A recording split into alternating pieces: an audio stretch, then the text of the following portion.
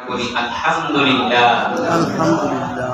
আল্লাহ পাক রব্বুল আলামিনের দরবারে আরো শুকরিয়া জানাই যে রব্বুল আলামিন আমাদেরকে মুসলমান হিসেবে কবুল করেছেন।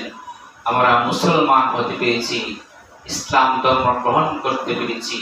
যে ধর্ম হচ্ছে আল্লাহর পছন্দের ধর্ম, মহান আল্লাহ পাক রব্বুল আলামিনের মনোনীত ধর্ম, ইন্নাদ দীনা ইনদাল্লাহিল ইসলাম।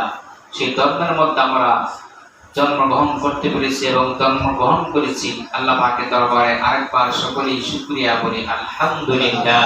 আলহামদুলিল্লাহ। আরবি মাসের বছরের দ্বিতীয় যে মাসটি বলা হয় তার নাম হচ্ছে কি মাস? সফর মাস। এটা হচ্ছে কিসে মাস? সফর মাস। প্রথম ছিলেন মুহররম, দ্বিতীয় মাসের নাম হচ্ছে সফর।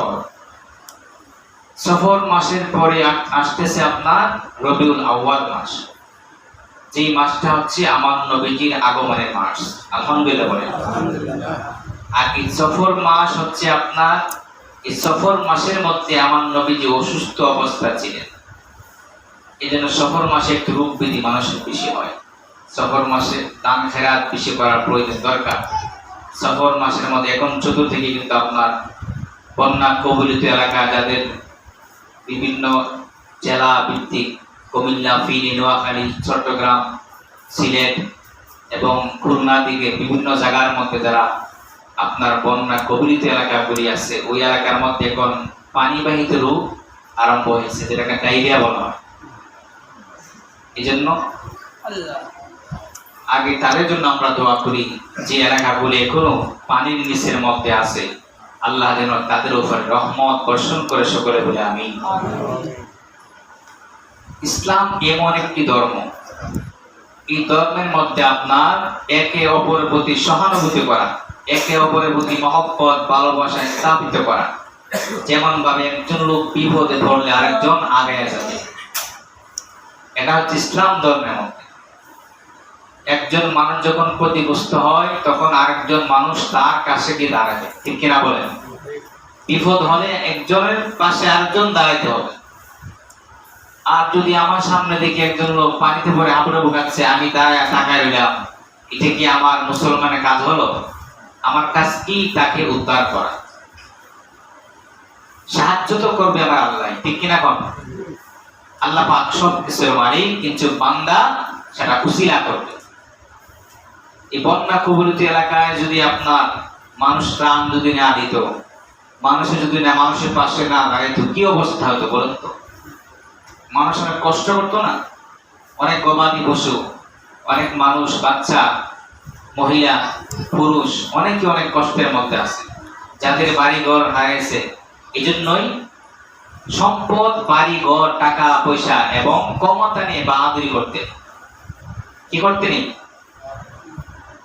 আবার আল্লাহ বলেন, কুলিল্লাহুম্মা মালিকাল মুলকি তুতিল মুলকা মান তাশাউ ওয়া তানজিউল মুলকা মিম্মান তাশাউ ওয়া তুইজ্জু মান তাশাউ ওয়া তুযিল্লু মান তাশাউ বিয়াদিকাল খায়র ইন্নাকা আলা কুল্লি শাইইন কাদির। আল্লাহু আকবার। মহান আল্লাহ বলেন, আমি রব্বুল আলামিন কাউকে আমি কি বানাই? পক্ষীর থেকে বাদশা বানিয়ে দেই। সুবহানাল্লাহ বলেন। কাউকে আমি পলকের মধ্যে বাদশা বানিয়ে দেই, কাউকে আবার বাদশা থেকে আমি ফকির বানিয়ে দেই। একমাত্র আমি আল্লাহ রব্বুল আলামিনের কাছে সব কিছুর মালিক আমি আল্লাহ। সব শক্তি হলো আমি রব্বুল আলামিনের দরবারে। আমি ইচ্ছা করলে ফকিরকে বাদশা বানিয়ে দেই, আর বাদশাকে ফকির বানায়া দেই। আল্লাহু আকবার। পলকে বাদশা, পলকে বেকারি, এটা নতুন কোন ইতিহাস নয়। মহান আল্লাহ পাক বোঝানোর জন্য বিভিন্ন বালা মুসিবত দিয়ে আমাদের মধ্যে আল্লাহ পাক পরীক্ষা করার জন্য অনেক দুর্যোগ আমাদের মধ্যে পাঠিয়ে দেয়, অনেক গজব এবং আযাব তুলে দিয়ে দেয়। যারা মুমিন বান্দা তারাই সেই পরীক্ষাগুলি বুঝতে পারে। মুমিন বান্দা গুনাহ করলে অন্তরের মধ্যে লাগে, মুমিন বান্দা খারাপ কাজ করলে তার অন্তরের মধ্যে বাধা আসে। একজন ইমানদার যদি খারাপ কাজ করে গুনাহ করে তার অন্তরের মধ্যে বাধা আসবে। তাহলে বোঝা গেল অন্তরে যদি আপনার গুনাহ করতে গেলে অন্তরের মধ্যে যদি বাধা আসে, আপনার কাজের মধ্যে যদি বাধা আসে, মন থেকে যদি আপনাকে বলে না এটা ভালো কাজ নয় খারাপ কাজ, তাহলে নিজেকে নিজে আপনি পরীক্ষা করতে পারবেন আপনার ভিতরে কোনো ঈমান আছে। আর খারাপ কাজ করতে লাগলেন, খারাপ কাজ করতে আছেন, গুনার কাজের মধ্যে লিপ্ত হইলেন। কোন সময় অন্তরের মধ্যে এমন একটি প্রশ্ন আসে না, আমি কি করলাম, আমি কি খারাপ কাজ করতেছি কিনা? যদি এরকম বাধা যদি আসে, বোঝা যাবে আপনি আমার ভিতরে আল্লাহর কোনো ভয় নাই, ঈমানের কোনো গন্ধ নাই। আল্লাহু আকবার। ভালো কাজ করতে গেলে যদি ভিতরের মধ্যে আপনার উত্তাপিত হয়, তেমনি ভাবে বন্যা কবলিত এলাকার মধ্যে যেই মানুষগুলি কষ্টের মধ্যে দিন কাটাইতেছেন তারা ঈমানদার, তারা অন্যের কষ্ট সহ্য করতে পারে না, তাদের জীবন যৌবন দান গুলি দিয়ে, টাকা দিয়ে, পয়সা দিয়ে ওই দুরদুষ্ট মানুষের পাশে দাঁড়িয়েছে। এর চাইতে উত্তম কাজ আর হতে পারে? সুবহানাল্লাহ বলে। হতে পারে? মানুষকে ভালোবাসা, আল্লাহকে ভালোবাসা। এই জন্য বাবা আমার কবি বলেন, যদি তুমি আল্লাহকে পেতে চাও, আল্লাহর ভালোবাসা পেতে চাও, মানুষের সঙ্গে ভালো ব্যবহার করা, ভালো আচরণ করা, কেননা মানুষের ভিতরে আমার আল্লাহ পাক আছে। সুবহানাল্লাহ। আমরা মানুষকে মানুষ অপমান করি, ঠিক কিনা কম? একজন মানুষকে আরেকজন মানুষ আমরা অপদস্থ করি, তাকে লাঞ্ছিত করি, তাকে অপমানিত করি, তাকে আমরা পেরেশানের মধ্যে রাখি, এটা কোনো মানুষের কাজ নয়। আমি গত জুমায় আলোচনা করেছিলাম যে আল্লাহ পাক আদমকে সৃষ্টি করেছেন ফেরেশতার মাধ্যমে। আদমের অল বডিগুলি আল্লাহ ফেরেশতার মাধ্যমে বানাইছেন, কিন্তু একটা জিনিস আল্লাহ পাক নিজে বানিয়েছেন, সেটা হলো মানুষের চেহারা। সুবহানাল্লাহ। সেটা কি বলেন? মানুষের চেহারা আল্লাহ পাক নিজের কুদরতি হাত দ্বারা বানিয়েছেন। আর অল বডি কিন্তু ফেরেশতাদের মাধ্যমে মাটি দিয়ে বানাইছে। সুবহানাল্লাহ বলেন। মানুষ শুধু মাটির তৈরি নয়, চারটা জিনিস মানুষের মধ্যে আছে। কত জিনিস বলেন? চারটা জিনিস মানুষের ভিতরে আছে। এই জন্য একটা লোক যখন মারা যায়, ইচ্ছা করলে তাকে আগুন দিয়ে আপনি ফুরাইতে পারেন। আগুন দিয়ে ফুরালো সে চাকার হয়ে যাবে, ঠিক কিনা কম? যারা অন্য ধর্মলম্বী, হিন্দু ধর্মের অন্য যে কোনো ধর্মে, তারা অনেকেই আছে আগুন দিয়ে ফুরায়, আছে কিনা কম? হিন্দুদের মধ্যে আরো অনেকে আছে আগুনে ফুরায় না, তারা লাশ দাফন করে দেয়, যার যার কাচ্ছা। ইচ্ছা করলে আগুন দিয়ে ফুরাইতে পারেন, আগুন দিয়ে ফুরাইলেও আপনার দেহ আর খুঁজে পাওয়া যাবে না। কি জন্য? আল্লাহ পাক চার জিনিস দিয়ে মানুষ বানাইলেন, মানুষের বডিটা বানাইলেন। এক নম্বর হলো মাটি। এক নম্বর কি? মাটি দিয়ে আল্লাহ মানুষ বানাইলেন। দুই নম্বর হলো পানি। তিন নম্বর হলো বাতাস। আর চার নম্বর হলো আপনার আগুন। এই চারটা জিনিস দিয়ে মহান আল্লাহ পাক মানুষের বডিটা বানাইলেন। সুবহানাল্লাহ। পানির মধ্যে যদি আপনি ছিড়াই দেন, পচ্ছা গুল্লা সব সাকার হয়ে যায়, ঠিক কিনা কম? মাটির দিলে মাটি মিশা যাবে, ছাই করে তো বাতাসে উড়াই দেন, উড়াই যাবে। এই চার জিনিস দিয়ে মহান আল্লাহ পাক মানুষের বডিটা বানিয়েছে।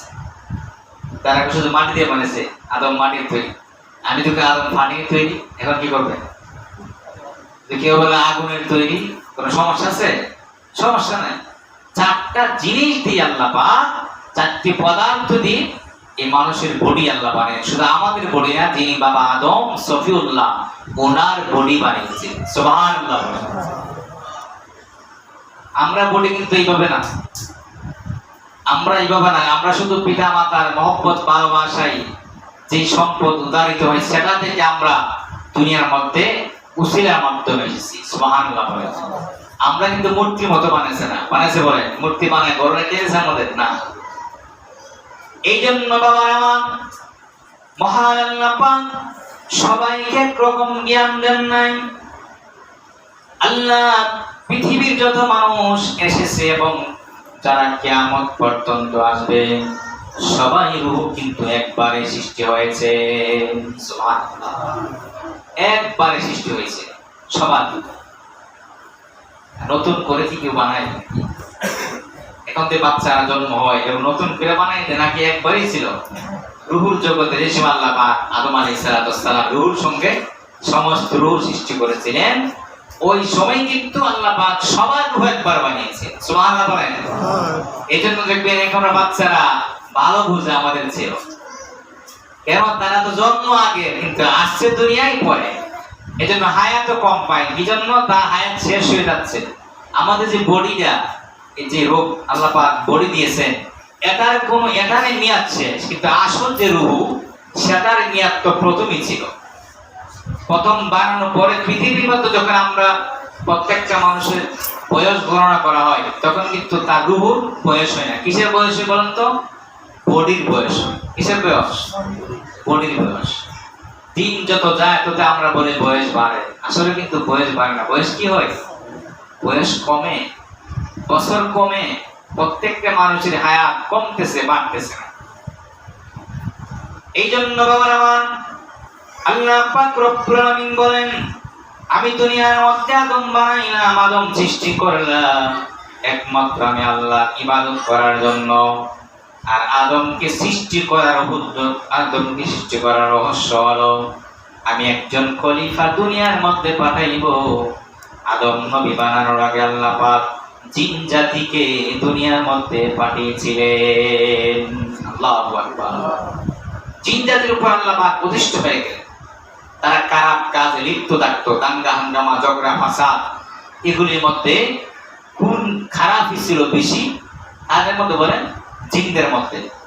এখন যদি আমরা লক্ষ্য করি জিনের কাছিলত আমরা মধ্যে আছে কিনা? কম কথা বল না কেন? আসেনি?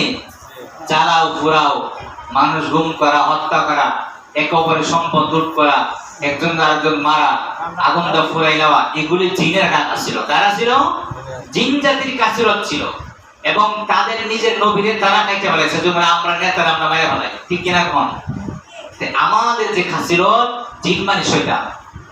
ইবলিস শয়তান কিন্তু জিন থেকে তৈরি। জিন প্রথম অবস্থা ছিল, তারপর আল্লাহ পাক ফেরেশতা বানাইয়ে ফেরেশতা থেকে আবার শয়তান বানালেন। তার নাম কি? ইবলিস। তার নাম কি বলেন? ইবলিস শয়তান, যার ভিতরে বাসা বেঁধে ফেলেছে।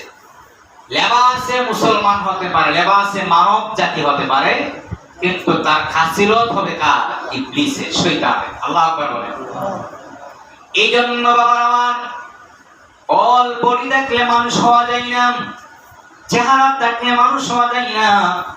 যদি আপনার মধ্যে মানুষত্ব না থাকে, মানুষের মহব্বত ভালোবাসা, মানুষের ইন্দ্রিয় যদি আপনার মধ্যে না থাকে, আপনাকে মানুষ বলে গণ্য হবে না, আপনাকে বলা হবে শয়তান। আল্লাহু আকবার। এই জন্য আমরা প্রকৃত মানুষ হতে হবে। কি হতে বলেন? মানুষ। মানুষ হতে হলে কি করতে হবে? মানুষ হতে হলে নবীর আদর্শ থাকতে হবে, নবীর মহব্বত ভালোবাসা থাকতে হবে, নবীর জীবন আমাদের মধ্যে থাকতে হবে। জীবন আদর্শ যেভাবে আমার রাসূল পথ দেখিয়ে গিয়েছে, আর ওনার পথে চলতে হলে আগে নবীকে চিনতে হবে, ঠিক কিনা? কম এই মাসটা সফর মাস। সফর মাস হচ্ছে একদিকে দুঃখের মাস। কিভাবে? এই সফর মাসের শেষ বুধবার, দীর্ঘ অসুস্থতার পরে আমার নবী, আপনার নবী রাহমাতুল লিল আলামিন, এই সফর মাসের শেষ বুধবার, আগামী বুধবার যেটা সফর মাসের শেষ বুধবার হবে, এই শেষ বুধবারে আমার নবীজি অসুস্থতা থেকে সুস্থ হয়েছে। আলহামদুলিল্লাহ। কি হয়েছিলেন? সুস্থ হয়েছিলেন। অনেকদিন পরে অসুস্থ অবস্থায় একটু সুস্থ হয়েছিলেন। এই জন্য এটাকে ফার্সি ভাষায় বলা হয় আখিরি সাহার সোমবার। আখিরি সাহার সোমবার মানে সফর মাসের শেষ বুধবার, রোগ মুক্তির দিন। কি দিন? রোগ মুক্তির দিন। এটা যারা প্রচলিতভাবে যারা জানে, এই জন্য অনেকে রোজা রাখে, 2 রাকাত নামাজ পড়ে। রোগ মুক্তির দিন, এদিন গোসল করে। এখানে সুন্নত, সকালবেলা গোসল করে 2 রাকাত নফল নামাজ পড়া এবং আল্লাহর কাছে দোয়া করা, আল্লাহ আমাকে সমস্ত রোগ থেকে, কঠিন কঠিন রূপ থেকে আপনি আমার পরিবারকে, আমার স্ত্রীকে, আমার সন্তানকে আপনি কি করুন? মুক্ত করুন। সবাইকে আপনি হেফাজত রাখুন। সকল বলে আমি। আমরা যারা পারি আমলটা করব। এবং সকালে যখন আমার নবীজি একটু সুস্থ হয়েছিলেন, মা আয়েশা রাদিয়াল্লাহু তাআলা আনহাকে বলেন, আয়েশা আপনি কাজ করুন, আমার ফাতেমা, আমার ইমাম হাসান হুসাইনকে খবর দাও, তাদের কিনে আমি একটু নাস্তা করি। আলহামদুলিল্লাহ বলেন। মা ফাতেমা হযরত ইমাম হাসান হুসাইন রাদিয়াল্লাহু তাআলা আনহুকে নিয়ে এবং আলী কাররামুল্লাহ ওয়াজহুকে নিয়ে আমার নবীর দরবারে হাজির হয়ে গেলেন। তখন নবীজি বললেন, ফাতেমা আজকে আমি একটু সুস্থতা ভাব মনে হইতেছে, তোমাকে দেখার মনে চাইতেছে। আমার নাতি ইমাম হাসান হুসাইনকে আমি দেখব এবং আলীকে আমি দেখব, এই জন্য তোমাকে আমি আহ্বান করে দাওয়াত দিলাম, বসো তোমাদের নিয়ে আমি একটু নাস্তা করি। সুবহানাল্লাহ। এর আগে মা আয়েশা রাদিয়াল্লাহু তাআলা আনহুকে আমার নবী বলেন, আয়েশা একটু গরম পানি করে দাও গোসল করার জন্য। আমার নবীজি ওই দিন গরম পানি করে গোসল করালেন। ওই গোসলটা শেষ গোসল ছিলেন, আর দ্বিতীয়বার আমার রাসূলের আর গোসল হয় নাই। ওই দিন শেষ গোসল করার পরে মা ফাতেমাকে নিয়ে ইমাম হাসান হুসাইনকে নিয়ে নাস্তা করলেন। এইভাবে তারা মদিনার মধ্যে যখন সবাই শুনতে পেলেন আমার নবীজি এখন সুস্থ হয়েছেন, সুবহানাল্লাহ। মদিনাবাসী ওই দিন মিষ্টি বিতরণ করেছিল, সুবহানাল্লাহ বলেন না? কোন সাহাবারা আপনার সদকা করেছিল, কেউ টাকা পয়সা দান করেছিল। হযরত আবু বকর সিদ্দিক রাদিয়াল্লাহু তাআলা, ওমর রাদিয়াল্লাহু আনহু, উসমান রাদিয়াল্লাহু আনহু, তারা কি করলেন? উল্লাসে, মহব্বতে, নবীর ভালোবাসায় যে আমার রাসূল সুস্থ হয়েছেন, তারা সদকা করেছিলেন, সুবহানাল্লাহ বলেন। যেন অসুস্থ ব্যক্তি যেন সদকা করে, এটা সুন্নতে সাহাবা। এই জন্য কারো জন্য আমরা অসুস্থ হয়ে মানুষ মানত করি না, সদকা করি যে আল্লাহ যদি আমার সন্তানকে রোগ মুক্ত করে, আমি আপনার সদকা করলাম, মানত করলাম, এগুলো করা যায় আছে কিনা বলেন? আছে কিনা কোন? কিন্তু এর বিরুদ্ধে কথা বলে কিছু মৌলবী আছে যে মানত করে বেলা আছে, ও কিনা কোন? মানত করে কার নামে বলেন তো? আল্লাহর নামে নাকি মানুষের নামে? যারা মানত জীবনে করছেন আপনারা কেউ দাঁড়ায় বলতে পারবেন অন্য কারো নামে, আল্লাহ ছাড়া কারণে মানত করছেন? বলেন তো, কেউ আছে এমন? তাহলে কেন মান্নত নাজায়েজ হবে? কেন শিরক হবে, বেদাত হবে? মান্নত হবে কার নামে বলেন তো? আল্লাহর নামে। যেমন আমরা কুরবানি দিই কার নামে বলেন তো? তাহলে 7টা নাম কিনে আমরা দিই। ভাই বলেন তো কার নামে কুরবানি? এমন নাম, এমন 7 নামলে আমরা জব দিই, দেখি না কম? কিন্তু মকসুদ, উদ্দেশ্য কি? আল্লাহর রাস্তে। সুবহানাল্লাহ বলেন। উদ্দেশ্য কি? আল্লাহর রাস্তে। আমরা 7টা নামলে দেখি না, 7 নাম, 5 নাম, 3 নাম, 1 নামে আমরা কুরবানি দিই। আসলে নামটা কোন আগে পক্ষ, এই পক্ষ থেকে আল্লাহ রাস্তায় কুরবানি দেওয়া, ঠিক কিনা বলেন? কিন্তু বান্দা তো আল্লাহ পাক রব্বুল আলামিন বান্দার অন্তরের খবর জানে। আপনি যে মান্নত করছেন ওই মাজারে গিয়ে মান্নত করলেন, আসলে কি মাজার নামে করছেন, আল্লাহ নামে করছেন? আপনি আপনার নিজের মসজিদ কেবলা বাড়ি থেকে মান্নত করছেন, ভাই আমাদের এই মসজিদে মান্নত করলেন যে আল্লাহ তুই আমাকে এমন কঠিন একটা রূপ দিছে, এই রূপটা থেকে মুক্তি করলাম, আমি মসজিদের মুসল্লিদেরকে আমি একটা গরু জব করে খাওয়াবো, এটা জায়েজ না না জায়েজ? কথা বল না কেন? জায়েজ। যে কোনো জায়গায় মান্নত করতে পারেন, কিন্তু উদ্দেশ্য কার হবে? আল্লাহর রাস্তায়। কথা ক্লিয়ার? বুঝতে পারছেন? উদ্দেশ্য কি? আল্লাহর রাস্তায় মান্য। আল্লাহ ছাড়া দ্বিতীয়বার মান্নত কারো করা যাবে না, করলে ঈমান থাকবে না, ঈমান শেষ হয়ে যাবে, আপনার মুসলমান থেকে খারিজ হয়ে যাবে। এই জন্য আমার ওদিকে ছোটখাটো জিনিস আমরা খুঁজি না। ফুলটি মরে যদি আমরা কিনতে যাই বাজার থেকে, যাই কিনা কোন? ফুলটির দোকান থেকে জব করে না, আমরা জব করেন বলুন তো? দোকানে মানে জব করে না? একদিন জিজ্ঞেসেন, নে তুই আল্লাহ কর বিসমিল্লাহ করছি, জিজ্ঞেসেন? দৈনিক আমরা হারাম খাইতেছি, এমন আছে আল্লাহ কর বিসমিল্লাহ কর না? আমি নিজে দাঁড়ায় দেখছি, পরে আমি নিজে হাত দিয়ে আর কই বিসমিল্লাহ কর, তারপর জব করিস আল্লাহ। তারা করার জন্য দুম কি করছে, কাটতেছে। আর একা জব করা ঠিক না, একটা পশুর জুলুম হয়, দুইজনে মিলে জব করা শুনবো। দেখুন একা একটা দর্শা তৈরি আমি দিয়ে কোন মধ্যে ঘুষাই দিয়ে দিতেছে, আপনি না খাইলেছেন, এই হারাম দিয়ে আমরা খাইতেছি। জানি না যদি বিসমিল্লাহ আল্লাহু আকবার না হলে কিন্তু হারাম হবে, ডাইরেক্ট বলতেছি না যে আল্লাহু আকবার বিসমিল্লাহ না বলা হয়, এই আপনার এই পশুটা কি হবে, আপনার জন্য হারাম হয়ে যাবে। এই জন্য আজ থেকে কি আল্লাহ আমরা যখন দোকানে যা বলবো, ভাই বিসমিল্লাহ আল্লাহু আকবার, বিসমিল্লাহ আল্লাহু আকবার বলো, শুধু বললে হবে না, লোকটা মুসলমান হতে হবে। কথাটা ক্লিয়ার? লোকটা কি হতে হবে? মুসলমান হতে হবে। অনেক হিন্দুর দোকান আছে, মুসলমানরা খাইতেছে। আমরা যে চোখে দেখে, আমাদের আমতলী বাজার মনে আছে, আছে হিন্দু দোকান, এই পোল্ট্রি মুরগের আমতলী বাজার না, কিন্তু শহরে আছে। বর্ডার বাজার ধরেন, উত্তর বটতলা ধরেন, দক্ষিণ বটতলা, আপনার শহরের মধ্যে এরকম আছে অনেক জায়গায়। এই জন্য দেখছি মুসলিম যারা, তারা ওইখান থেকে আইনা খাইতেছে, জব খাইতেছে। এখন আমরা কোথায় যাচ্ছি? আসল জিনিসের খবর নাই, আমরা যেই প্রয়োজন না ওইখানে আমরা লাফালাফি করতেছি। হারামটা বক্ষণ করি, এই হারামকে যদি ইবাদত করি আল্লাহ দরবারে ইবাদত কবুল হবে না। মিষ্টি ছিলেন, মিষ্টি, এই কথাটা আমি বলি না, 10 বছর ধরে বলছি না, আজকে বলতেছি। আমিও নিজে আমলটা করি। মিষ্টি যে আপনারা খান, কি মিষ্টি খান? কি চলে যে মিষ্টি ছাড়া চলে না। একটা আপনার মিলাদ মাহফিল করলে আমরা জিলাপি লাগে, লাগে কিনা বল? মিষ্টি লাগে, জিলাপি লাগে। একটা অনুষ্ঠান করলে মিষ্টি লাগে, বিবাহ সাথে আয়োজন হলে মিষ্টি লাগে, ভালো কাজ করলে মিষ্টি লাগে। মিষ্টি আমরা আইনা খাই, কি মিষ্টি খাচ্ছি আমরা? একদিন নিজেকে প্রশ্ন করছেন? কি মিষ্টি খাচ্ছেন প্রশ্ন করছেন? এই সময় দেখবেন সবাইকা যারা প্রকৃত আল্লাহওয়ালা, যারা বুঝে, তারা কিন্তু মিষ্টি এগুলি খায় না। কেননা মিষ্টি যে বানায়, আমি বলতেছি না আপনারা খান না, আপনার ইচ্ছা, যার যারা বলেছি, আমার পক্ষ থেকে আমি বলতেছি, মিষ্টি যে আমরা খাই, এই মিষ্টি যে বানায় সে কি আসলে কি পাক পবিত্র আছে কিনা? বলেন হুজুর, শুধু মিষ্টি দেখেন, আরো তো অনেক কিছু আছে বিধর্মী বানা, ঠিক আছে না? এরকম আমরা বলি না, বা আমার ফেসটা অনেকে ধরবেন, মিষ্টি দেখেন আরো তো অনেক কিছু বিধর্মী বানা।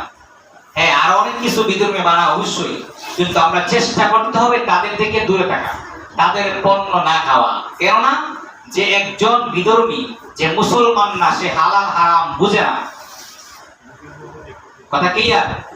মুসলমান যখন আপনি হবেন, তখন আপনার জন্য হালাল হারাম দুইটা আপনার উপর ফরজ হয়েছে। সুবহানাল্লাহ বলেন। এই জন্য তো আমাদের দোয়া আল্লাহ দরবারে কবুল হয় না। এই জন্য আমাদের ইমান দুর্বলতা, মানুষ আমাদের মারতে হয়, আঘাত দেয়। সাহাবারা কেরাম কি বেশি ছিলেন না কম ছিলেন? বলেন তো, সাহাবারা কম ছিলেন না বেশি ছিলেন? মক্কা বিজয় যখন করেছিলেন সাহাবা তেমন ছিলেন না। মক্কা বিজয়ের পরে মুসলমান ইসলাম আরো কি হলো, সারা তামাম পৃথিবীর মধ্যে ছড়িয়ে পড়লো। মক্কা বিজয়ের পরে মানুষ দাপে দাপে মুসলমান হতে থাকলো, তারা ইসলাম ধর্ম গ্রহণ করতে থাকলো। কি জন্য? সহানুভূতি, ভালোবাসা দিয়ে।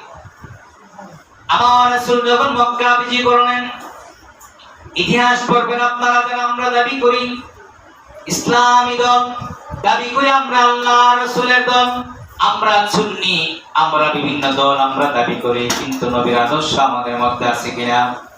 আল্লাহ রাসূল যখন সাহাবাদের কিনে মক্কা বিজয় করলেন, মক্কা বিজয়ের পরে যখন কাবা ঘরের মধ্যে সবাই আসলেন, আবু সুফিয়ান ধরে আরো যারা নেতা ছিলেন, প্রবাস যারা বড় বড় নেতা ছিলেন, তাদের ভিতরে ভয়ঙ্কর, তাদের ভিতরে ভয় সৃষ্টি হয়ে গেল।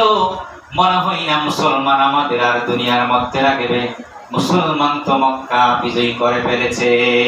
সুবহানাল্লাহ। উতবা শাইবাল তারা তো আপনার যুদ্ধের মধ্যে পরাজিত হয়ে গেলেন।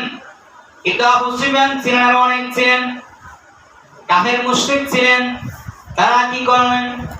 ভয়ে তরতরে কাঁপতেছেন। আমার রাসূল বললেন, হে সাহাবারা, তোমরা আমার আদর্শ অনুসরণ করো।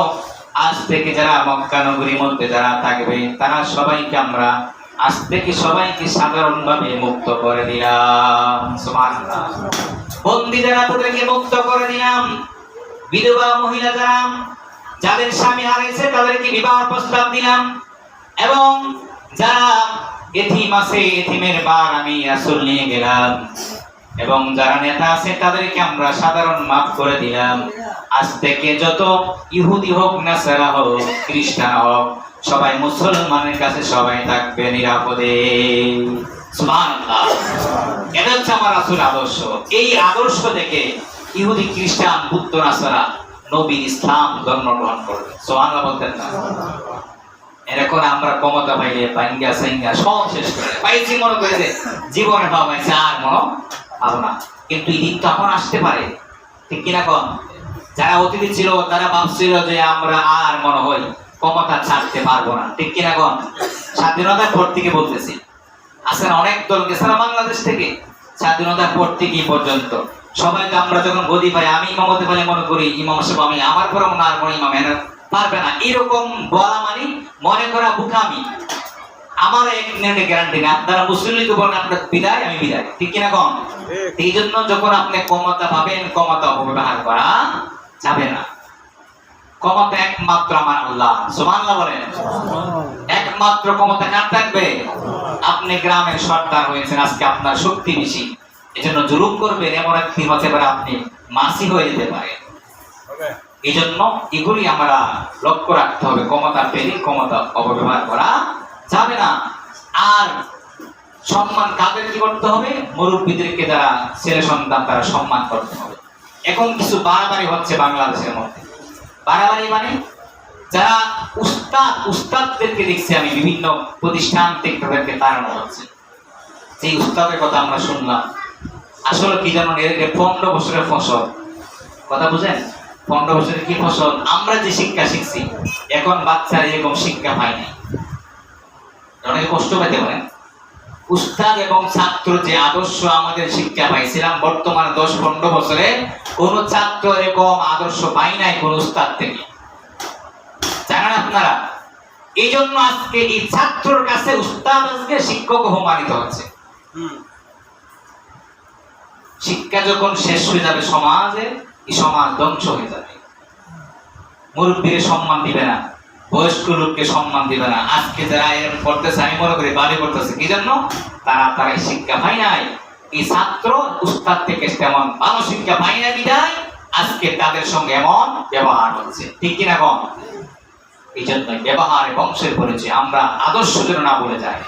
নবীর আদর্শ যদি আমাদের মধ্যে থাকে, দেখেন এই এলাকার মধ্যে অনেক মুরব্বী আছে, অনেক মুরব্বীদেরকে অনেক ছেলেরা অনেক সম্মান দেয়, দেখি না কম? আর অনেক মুরব্বী দেখলে ছেলেরা দূর থেকে মস্কারি করে, আছে কিনা কম?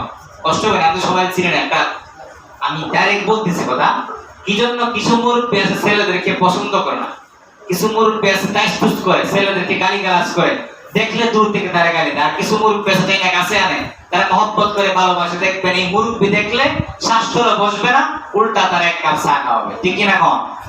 আছে না? তেমনি ভাবে আমাদের প্রয়োজন মহব্বত ভালোবাসা দিয়ে মানুষের মন জয় করতে হবে। আমার রাসূলের আদর্শ যদি আমরা পেতে চাই, আগে রাসূলের আদর্শ পেতে হলে মানুষের সঙ্গে কি করতে হবে? ভালো মহব্বত, ভালো আচরণ রাখতে হবে ভালো। আল্লাহ পাক আমাদের সকলকে বোঝার তৌফিক নসিব করে সকলে বলে আমিন। যেখানে আমাদের বাংলাদেশ গণতান্ত্রিক দেশ, আমাদের বাংলাদেশ